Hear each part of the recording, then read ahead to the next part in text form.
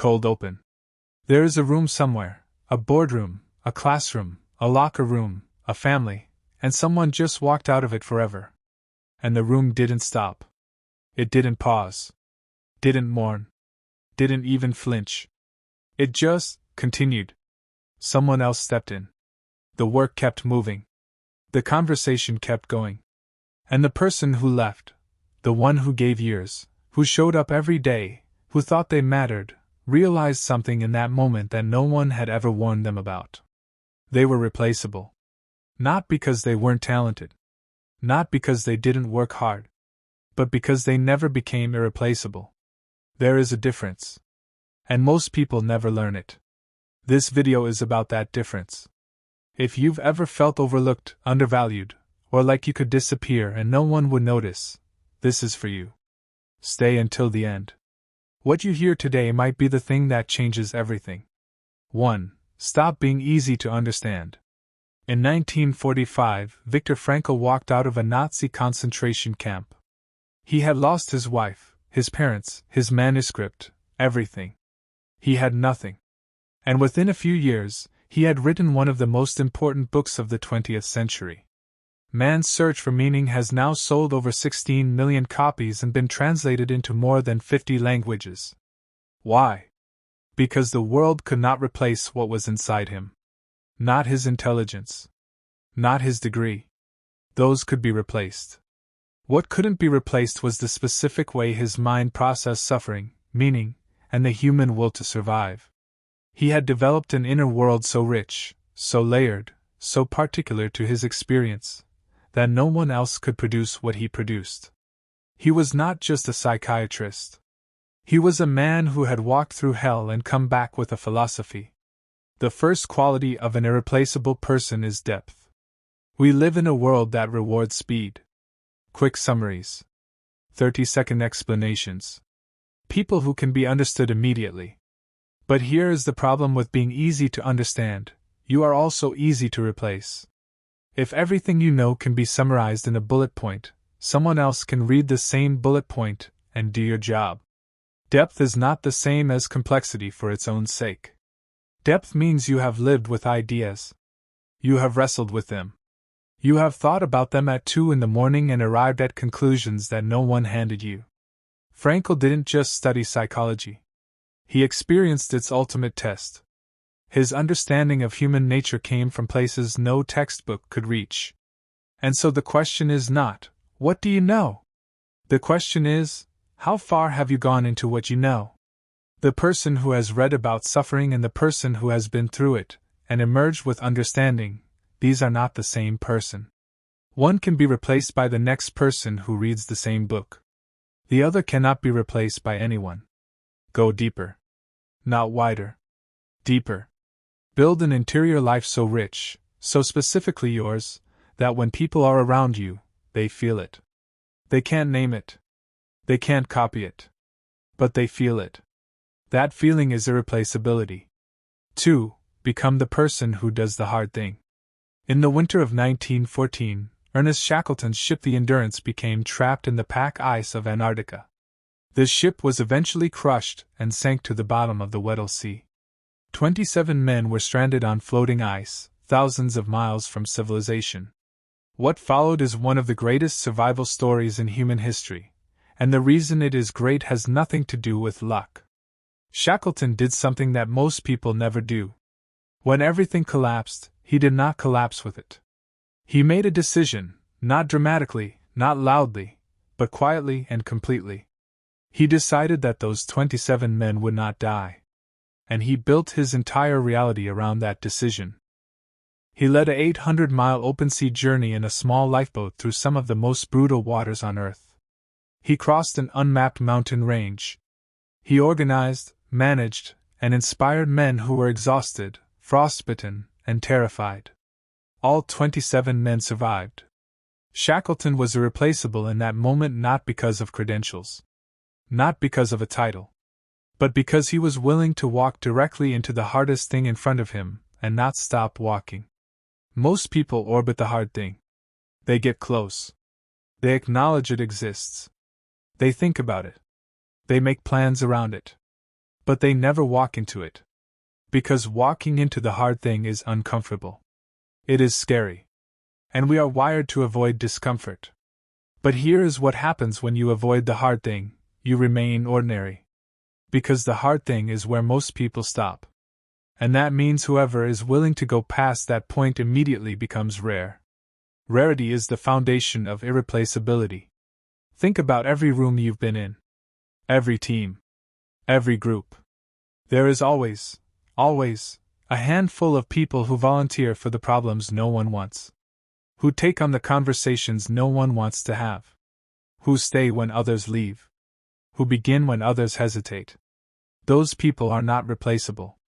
Not because they're smarter, but because they have trained themselves to move toward difficulty instead of away from it. And here is what no one tells you: the more times you walk into the hard thing and survive, the easier it becomes to do it again. You build what some call a tolerance for discomfort. Others call it courage. But what it really is a habit of irreplaceability. You become the person they call when things get hard. And there's no higher position in any organization, any relationship, any room. Because that person cannot be replaced. 3. Master the art of genuine presence. Abraham Lincoln once received a letter from a mother who had lost 5 sons in the Civil War. He could have sent a form letter. He could have had a secretary reply. No one would have blamed him. He was running a country torn apart by war. He wrote her back himself. The letter he wrote, known now as the Bixby Letter, is considered one of the most beautiful pieces of prose in American history. He didn't just acknowledge her loss. He entered it. He sat inside her grief and spoke to her from that place. He wrote, "I feel how weak and fruitless must be any word of mine which should attempt to beguile you from the grief of a loss so overwhelming. But I cannot refrain from tendering you the consolation that may be found in the thanks of the Republic they died to save." There was something in Lincoln that made the people around him feel, truly felt. That is presence. We live in a world of distraction. Everyone is somewhere else, scrolling, planning, worrying about the next thing. When you speak to most people, their body is there but their attention is elsewhere. The person who is actually present, who listens without preparing their response, who looks at you without checking their phone, who asks a question and genuinely waits for the answer, that person is extraordinary. Because that person is almost extinct. Real presence is not about being charismatic. It's not about being loud or entertaining. It is about making the person in front of you feel that, in this moment, they are the only person in the world. Lincoln had that. Not because he was born with some supernatural gift, but because he understood something most people forget, that the person in front of you right now is the only one that actually exists. Everything else is a thought. This moment is real. When you practice presence, something remarkable happens. People begin to feel better around you without knowing why. They want to be near you. They remember you. They trust you. And then, they need you. And the person who is needed cannot be replaced. Start with one conversation a day. Put the phone down. Stop forming your reply. Just listen. Completely. Watch what changes. People have been hungry for real attention their entire lives. Give it to them. Become the person who gives it. And you will become the person no one wants to lose. 4. Build a standard that people remember. Michelangelo, when painting the Sistine Chapel, was asked why he spent so much time perfecting a corner of the ceiling, a corner so far from the floor that no human being would ever be able to see it clearly from below. He reportedly said, "God will see it." Whether or not those exact words were spoken, the principle is undeniable. His work speaks for itself across 500 years. The details no one was supposed to notice are the ones that make the whole thing impossible to forget. This is the 4th quality of an irreplaceable person. They hold a standard that exists independent of observation. Most people perform at the level of what they think is being watched. If no one is looking, they cut corners. If the deadline is soft, they go soft with it. If no one will notice the difference, they don't make the difference. The irreplaceable person does not operate this way. They have internalized a standard. A bar that exists inside them, not outside. And they build everything, seen and unseen, to that bar. This is not perfectionism. Perfectionism is fear dressed in discipline. This is something different. This is integrity of craft. This is the commitment to excellence not because someone is grading you, but because you have decided that this is who you are. Think about the craftsmen of old Japan, the swordsmiths, the potters, the carpenters who spent decades mastering a single discipline. They were not famous. Most of them are not remembered by name. But their work outlasted empires. A blade made by a master swordsmith was not interchangeable with anyone else's blade. You could feel the difference. The weight. The edge. The balance. There was a person in that blade, their attention, their discipline, their standard. That is irreplaceability in its purest form. People cannot replicate a standard they don't understand. They can copy the surface of your work. They cannot copy the interior quality you bring to it when no one is watching. So ask yourself right now, what is your standard? Not the standard your boss sees. Not the standard your followers see. Your real standard. The one you hold in the dark, when no one is grading you, when no one will ever know. That standard is your identity. And your identity is the one thing no one can take from you or replace. 5. Become someone who creates, not just consumes. Henry David Thoreau left a comfortable life in Concord, Massachusetts. He built a small cabin with his own hands on the shore of Walden Pond and lived there alone for 2 years, 2 months, and 2 days. People thought he was eccentric. Maybe even a little crazy. He wasn't escaping the world. He was trying to meet it, purely, directly, without the noise of convention getting in the way. Out of that time came Walden, a book that has never gone out of print. A book that shaped the environmental movement, influenced Gandhi, inspired Martin Luther King Jr., and continues to speak to people more than a century and a half later. Thoreau created something. Not because he was assigned to. Not because there was a market for it. But because he had something inside him that needed to come out, and he was willing to live an unusual life to let it. Most people are consumers. They consume content. They consume trends. They consume other people's ideas.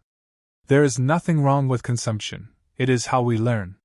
But when consumption is all you do, you become a vessel. And vessels are interchangeable. The creator is not interchangeable. To create is to take the raw material of your experience, your thinking, your pain, your obsessions, and make something from them that did not exist before. A business. A piece of writing. A system. A method. A song. A conversation that plants a seed. An idea that changes someone's direction. Every person reading this has something inside them that has not yet been made. Some knowledge that has not yet been organized. Some experience that has not yet been articulated.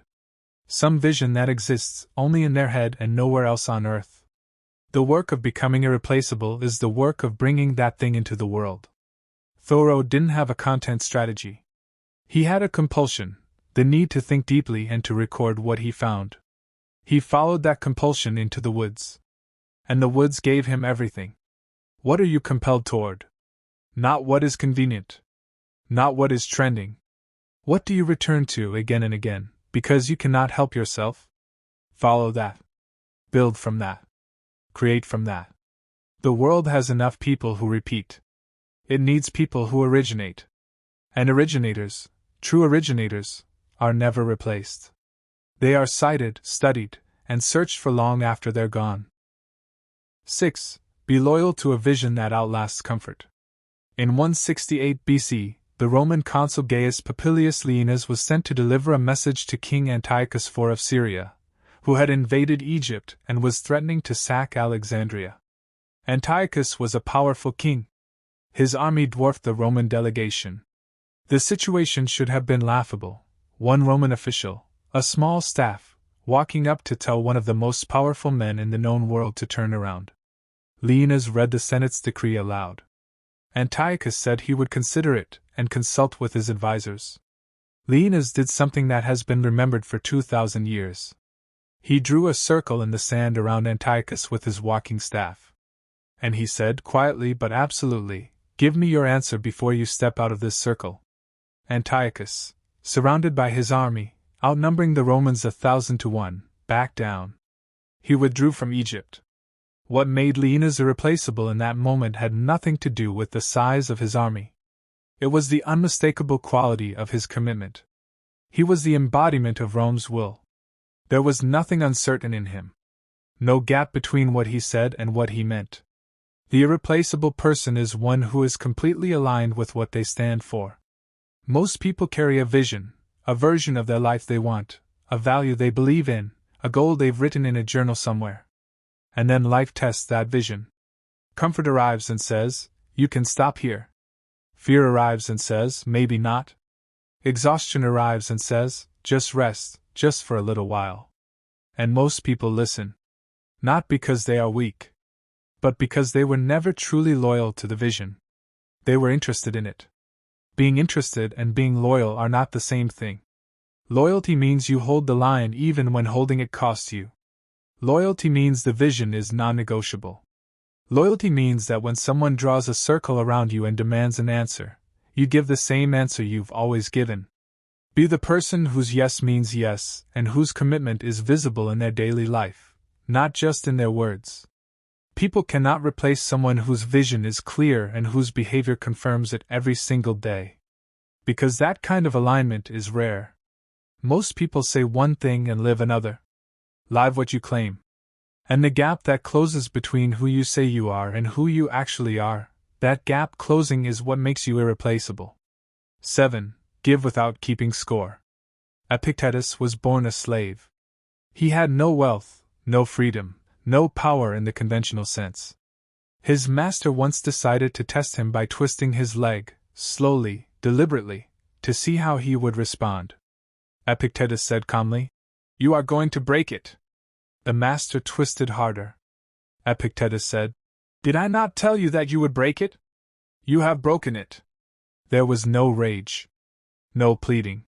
No begging. Just clarity. Epictetus was later freed. He went on to become one of the most influential philosophers in human history. Emperors and generals studied his teachings.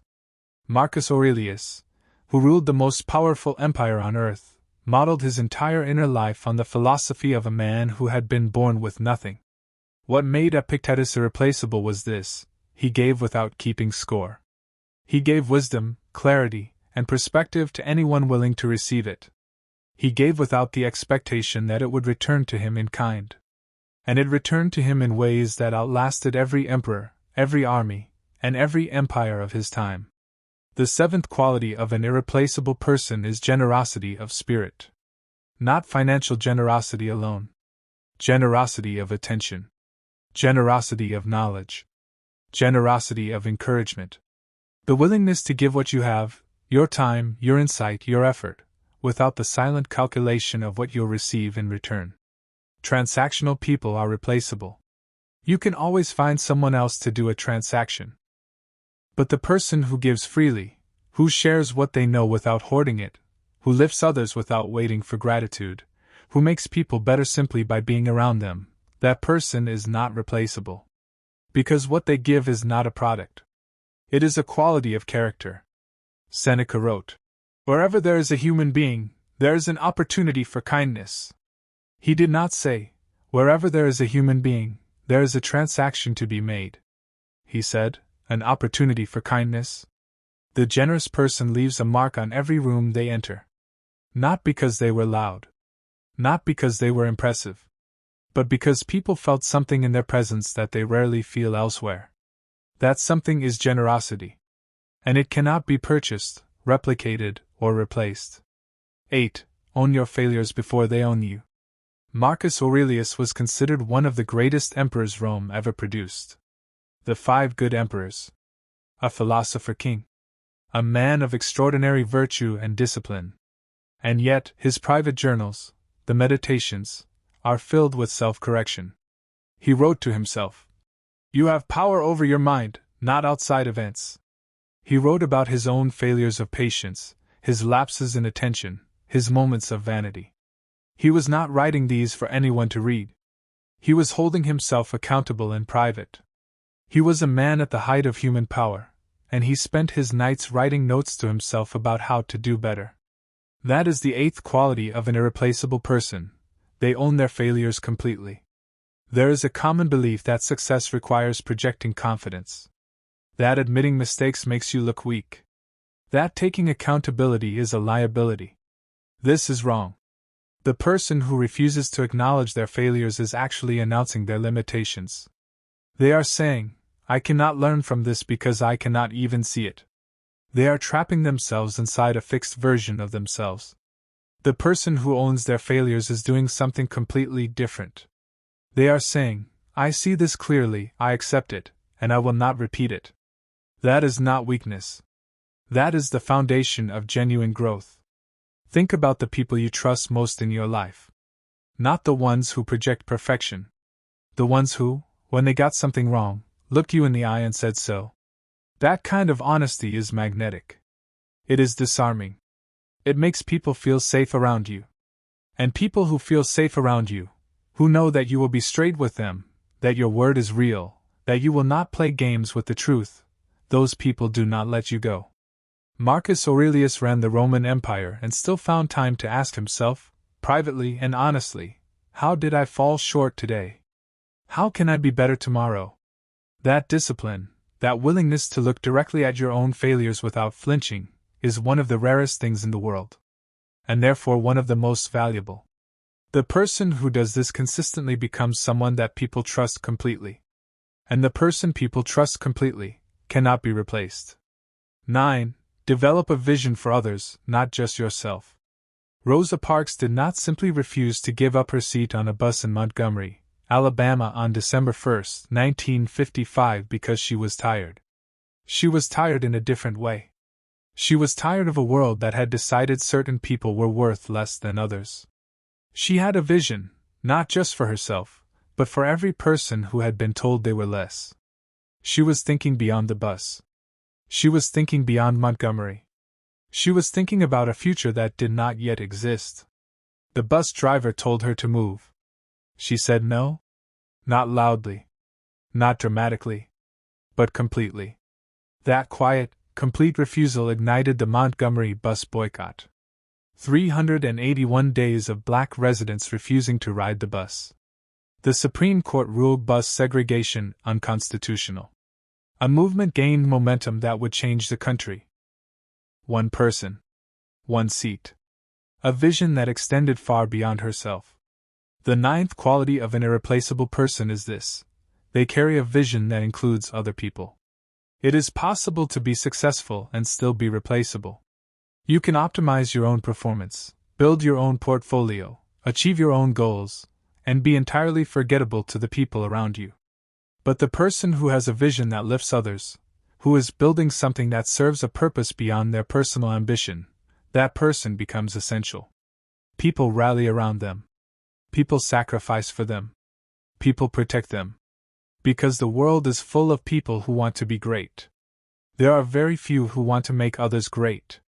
Think about the leaders you've genuinely admired. Not the ones who were impressive. The ones who made you feel like your growth mattered to them. Like your success was connected to theirs. Like they were pulling you up, not just climbing themselves. Those people are permanently lodged in you. You carry them. You quote them. You try to be like them when you are in a position to lead. That is legacy. And legacy is permanent irreplaceability. Ask yourself today, whose growth am I invested in? Who is better because of my presence in their life? What am I building that will stand after I step back from it? The answers to those questions are the architecture of your irreplaceability. The close.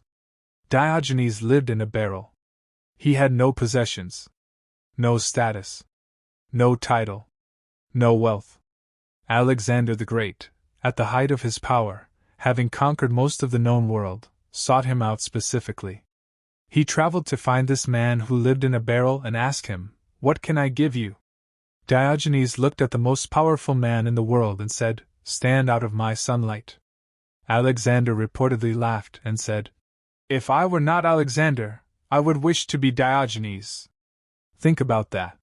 A man with everything in the world, every army, every gold coin, every province, saw something in a man who owned nothing.